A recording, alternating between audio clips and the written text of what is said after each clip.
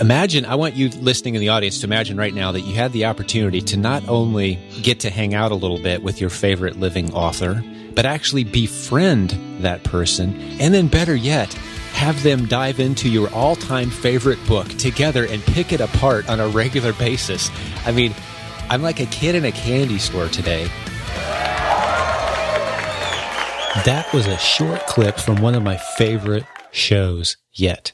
I got on the phone for a 2-part show with someone who just might have helped me produce my favorite episode ever. Now, we decided to make this into 2 parts because of the length, but I think you're really going to love this one. Be sure to reference silentjim.com to get all of the cool resources that we talk about in today's show. And let's jump over and talk to my favorite living author, Rabbi Daniel Lapin. You're going to like this one. Yes, that's right. We've got Rabbi Daniel Lapin with us today. Welcome back to Silent Sales Machine Radio. I'm your host, as always, Jim Cockrum, and I couldn't be more delighted to have the guest that we have today. This man is a mentor to me. He's helped me make several major business decisions. He's consulted with everyone from CEOs of multi-million-dollar corporations all the way down to guys like little old me that need some advice from time to time on family, relationship, and business issues. He understands the Bible in a way that I've just never been exposed to because he is a rabbi. I mean, who better to teach you biblical truths of business and life than an actual rabbi, which is so cool. Rabbi Lapin, welcome to Silent Sales Machine Radio. How are you, my friend? Couldn't be better, thank you, Jim. And it's a real, not only a pleasure, but it's an honor because I believe in what you do. As you know, you and I have been friends for a number of years, and it's always potentially awkward when a semi-public figure gives a recommendation, a public recommendation or an endorsement of somebody's work, and I do so occasionally and rarely, but I did do that and I have done that for your work. So I just want to mention at the outset that I don't do a lot of these shows, but being here with you is really important to me. And that is incredible, sir. I mean, you know, if the audience will bear with me today, because I'm going to struggle a little bit today, to be honest, right? Set the tone. I could very easily use the next hour or so, or however long we run, just to benefit myself. But I want to make it for the audience's benefit. But if you will just allow me, listener, a couple moments of time to hit on something that you just said, Rabbi Lapin. Imagine, I want you listening in the audience to imagine right now that you had the opportunity to not only get to hang out a little bit with your favorite living author, but actually befriend that person, and then better yet, have them dive into your all-time favorite book together and pick it apart on a regular basis. I mean, I'm like a kid in a candy store today, how much I anticipated and looked forward to. And this is probably the first episode, Rabbi Lapin, that I've actually been a little nervous recording because I'm just so much in anticipation of what we're going to do today. But the fact that you endorse what we do, when you came up to me after the event where you spoke at our event and you said, Jim, could I record a short video? I've watched that a good number of times now. It's so encouraging to me. And I know the limb that you're going out on in doing such an endorsement.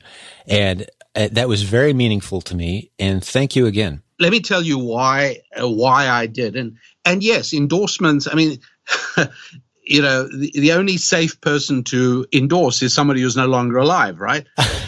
Exactly. You know, at that point you can safely endorse. But I don't think life is lived best by always treading the safest path. We don't tread the safest path buying a home or making an investment or getting married or raising children. All of these things bring risk of pain and aggravation and hurt, but they also carry potential that wildly outweighs the possibility of pain. And so the reason I did reach out for you on that endorsement was because, you know, for the last few years in America, one of the political slogans that has caught on like a cholera epidemic has been inequality. And frankly, it's done almost as much damage as a cholera epidemic, in the sense that politicians have successfully induced people to buy into this notion that inequality is one of the great perils threatening Western civilization. Right. Yes. And if you think ludicrous. About it, there's a real problem with it. One is that it provokes envy, because as soon as you focus on inequality, instead of focusing on what you can and should be doing, you're looking at over your shoulder at the guy who makes you feel unequal. And then you're focused on how can we remove some of his wealth? How can we strip away some of what makes him who he is? And it becomes an endlessly destructive spiral, benefiting absolutely nobody other than the politicians who promoted the seditious slogan in the first place. In reality, what everybody should be focused on is not inequality, but increasing your own income. That's what you should be doing. As a matter of fact, I think it's safe to say that it is hard to think of a safer, more beneficial way for my fellow citizens to be occupied than trying to increase their own incomes. Never is a man more virtuously preoccupied than when he's pursuing a business interest, his own business interest, right? No, it's so important. Yes, that's quite right.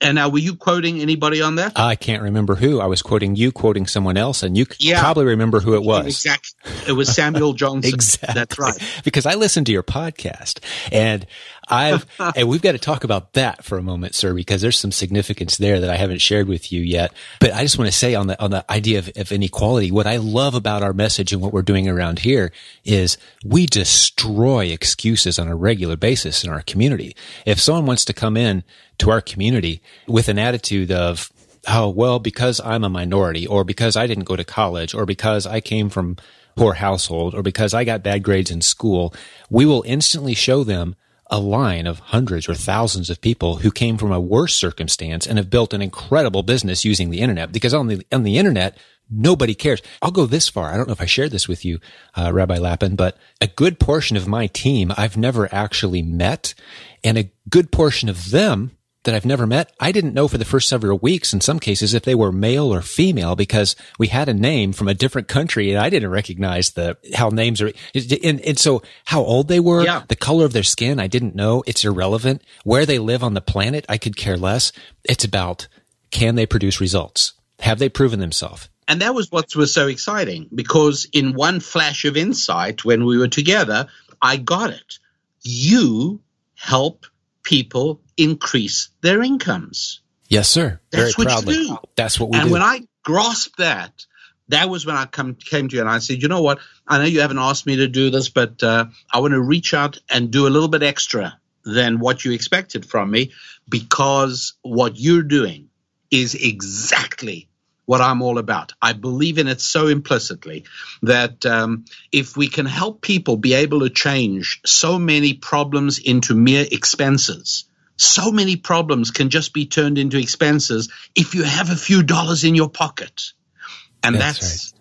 And that's what you help people do. How much better off would we be? Yeah. I mean, just even